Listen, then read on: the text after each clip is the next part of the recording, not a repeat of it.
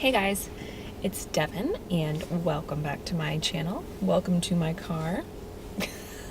So, I didn't ideally want to film this video in my car. I actually wanted to have a nice kind of sit down, set up kind of video at home, but life doesn't always happen that way. Josh has strep throat and I'm bringing Isla to the doctor later to get her tested because she's been coughing.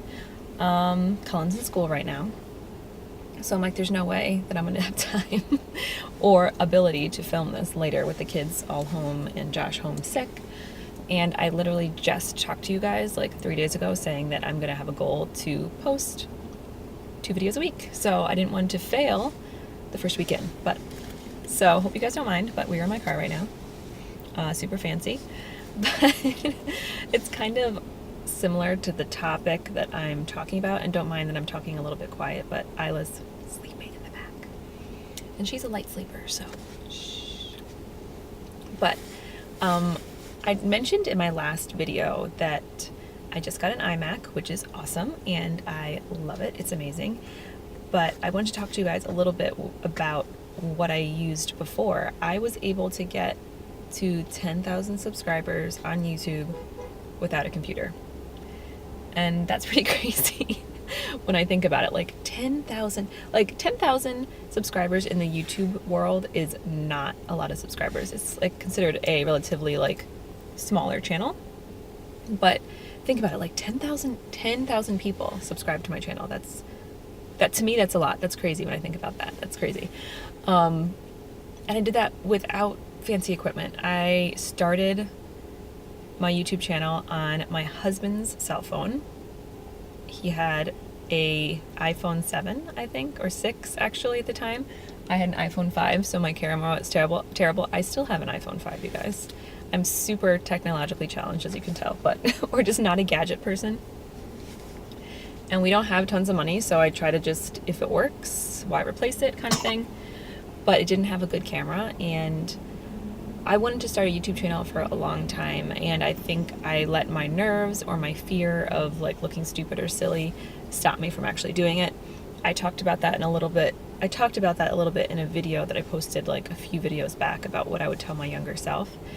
And that was a big thing that I learned about myself, that if I was like nervous about something or embarrassed about something or felt like afraid to put myself out there, I just wouldn't do it. I'd hold back a lot. And I was trying to be better about that, and I didn't want to regret never trying it. It's like, you know what, I'm just gonna do it. I'm gonna start a YouTube channel. Yeah, I don't have a camera and I don't have a computer, so how we can do this?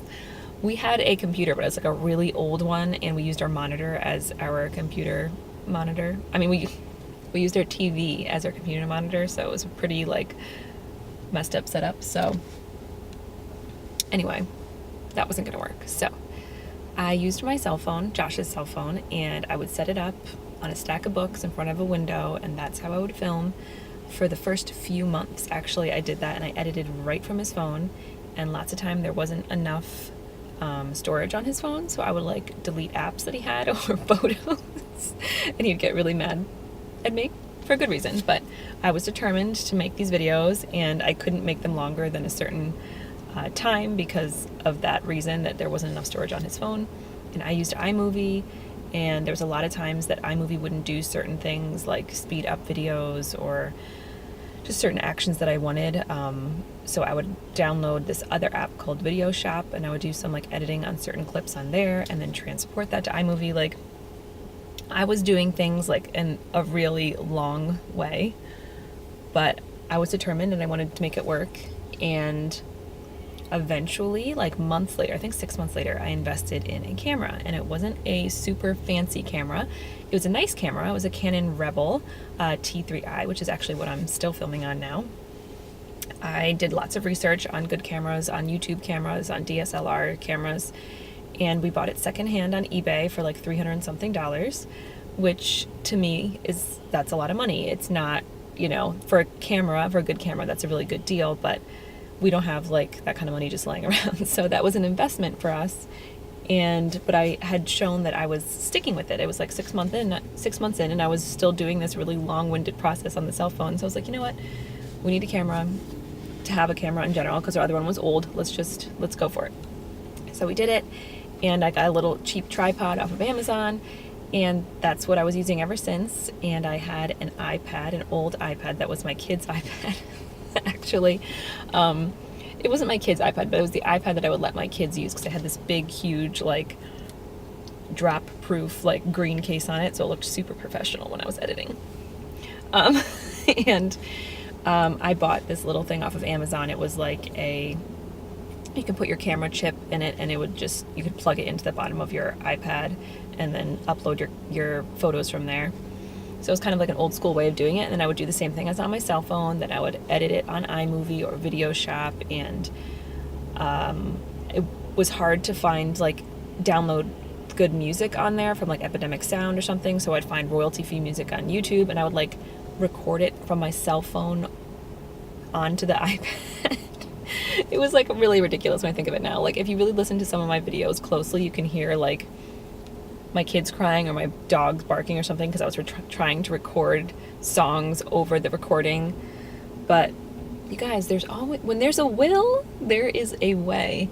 But it goes to show that YouTube, like, when I first started watching YouTube, it was girls sitting in their bedroom talking about makeup. It was so informal, and just, you felt like you were talking to a friend or a person. And I feel like now, like, it's almost become so, what's the word? It's like a business now. Everything is like cameras and lights and setups and stages. And not that that isn't great for certain things. Like, I bought lights now and I invested in them, and I think that's wonderful. It goes to show that people are still looking for that genuine connection with people that they're watching, and it's not all about having a perfect stage that you're presenting. Obviously, you want decent lighting, you want a decent setup, but you don't have to spend thousands and thousands of dollars to start this up. And I think a lot of people think that they have to invest so much money to start a YouTube channel, and that scares them. So I just want to come on here and tell you that that's not true. You can start a channel, you can get subscribers. Just be genuine and talk about things that you love and that you're interested in. I know at first, like, I felt like a lot of the channels that I was watching, like, a lot of the moms were doing cleaning routines, and I felt like I had to do that. And this one channel that I actually love is Love Meg. I love her channel. I think she's a very sweet person, sweet family, and that's her whole channel basically, is like cleaning videos. And I love watching them because it's super inspirational. And she grew so fast on YouTube doing these videos. And I tried to do some of them in the beginning, and I just hate filming them. I don't enjoy cleaning, and I do clean. I don't enjoy it. So then I feel like now that I have to film myself cleaning, it's going to take me like 17 million times longer. And it's just, I realize it's not me. So why am I putting this on my channel? Not that I can't do that every once in a while. Absolutely, I will. But that's not what I want my channel to be, and that's not what I want to base it on. And I think you kind of learn that along the way. Like, you learn you learn about yourself, how you want your channel to be, who you want your audience to be, who you're directing things towards, what kind of content you want to build your channel on. You see what people are interested in, what they comment on, what they talk to you about. You learn about the backgrounds of YouTube and how to make thumbnails and how to make tags and titles. And there's a whole huge thing behind the scenes that I didn't realize until I started a channel. And you really learn along the way, and I definitely learned a lot along the way. But I'm still learning, you guys. Like, I still am a small channel, and I'm still learning. I just got an iMac. It's so much easier. Like, it's kind of ridiculous. Like, when I edit on that, I'm just like, is this what I've been missing this whole time? But anyway, it's awesome. I'm still using the same camera. One day I'll probably upgrade that, but a little bit at a time. I did upgrade to a little bit of a nicer lens, but just one thing at a time, you guys. Make sure that it's something that you love, that you enjoy, that you're going to stick with before you invest all this money in things. It's not about fancy equipment, fancy lighting, fancy cameras, fancy computer editing software.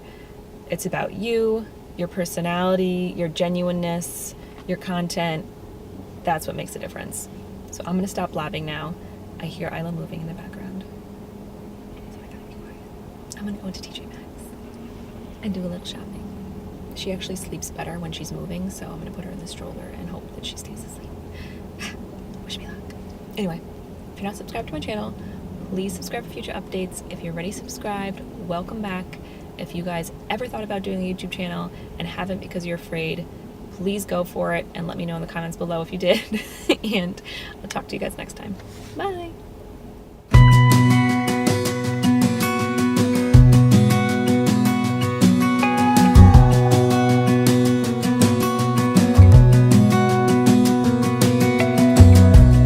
As a young girl, the fields were mine. We played hide.